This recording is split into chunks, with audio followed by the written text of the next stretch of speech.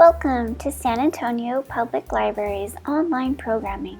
My name is Cassandra, and I'm a librarian at San Antonio Public Library. In this video, I'll show you how to sew your own cordless rice heating pad to keep you warm without the need for electricity. Let's begin. Here are the materials you'll need. 100% cotton or linen fabric in the desired size of your pad, and make sure it's not synthetic, so no polyester or anything of the like. Synthetics will melt. Optional, if you'd like a cover for your pad, choose 100% cotton or linen fabric as a cover. It can be something nicer looking than the fabric of the actual pad.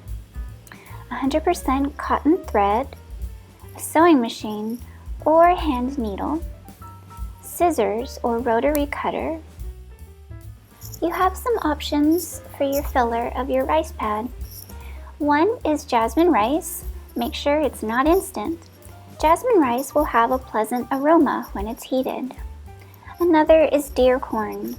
Deer corn retains the heat slightly longer. It can cost less, and it has a pleasing sound when kernels move around in the heating pad. There are more options available, so feel free to research if you wish. I suggest watching this video in its entirety before gathering your supplies so that you will understand the process better. The first step is to choose and cut your fabric for the pad in double the size you would like your heating pad to be. You will be folding this piece in half to make your heating pad. Next, you will fold once and hem the opposite edges of your fabric about a ½ inch toward what will be the inside of your heating pad, the part that you won't see. Now take that fabric and fold the hemmed fabric in half with the hems facing outwards, so that the side that will show is now enclosed. Sew the two sides shut, so you're leaving only the top side open. Now get some scissors and cut the tips off the corners of the bottom. This is so that when you turn it right side out, you'll get nice sharp corners. Now turn it right side out. You should have 3 enclosed sides and 1 side open. This open side is where you'll fill the heating pad from. Next, you'll divide into sections as you see fit. This is done to keep the filler evenly distributed. This one was simply folded into thirds and marked with chalk along the folds. Now go ahead and sew along those section lines that you've just drawn. Make sure to sew from the top all the way to the bottom. Now you're on to begin filling a section. For this demonstration, a mixture of jasmine rice and deer corn was used. Fill each section approximately 3/4 full. The idea is to fill enough so that the rice and/or corn can shift and conform to your body as the pad is moved around, but not so much that it becomes too stiff. After you fill a section, use some pins to keep the filler in place and give yourself enough space at the top where you'll be sewing it. Once you have repeated the filling and sewing process for each section, you are done making your heating pad. You may use your heating pad like this, or if you prefer, as I do, to have a cover for it so that it can be washed as needed, continue on to the next step of making a cover.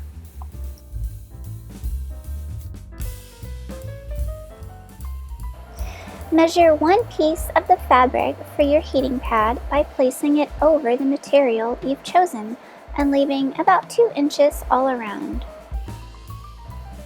For the other side of your cover, measure the same way, except this time leave one end longer so that when it's folded, it'll reach about 1/3 of the way across the heating pad when folded back, similar to an envelope-style pillowcase. Now that you have your 2 sides cut out, it's time to hem the short edges. Hem one end of each piece because the other ends will be sewn together later. Fold about a 1/2 inch and iron it, and then fold another 1/2 inch and iron it as well. Then go ahead and sew as close as you can to the folded edge as possible to secure the hem. Now to assemble the cover, place the right sides together as shown in the top photo. The right sides are the sides that will be on the outside of your cover, the ones that will show.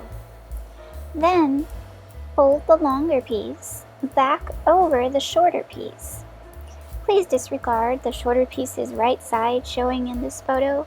It should have been facing the other way. Now, lift up the shorter piece while keeping the longer piece folded at the same spot, and then lay the shorter piece back on top of the folded piece so that the folded flap is now in between the two outer pieces.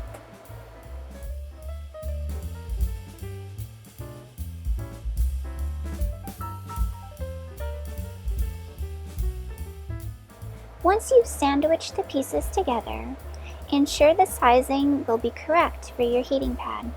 Place the pad over the cover to make sure the sizing is good. An inch or two all around should usually suffice.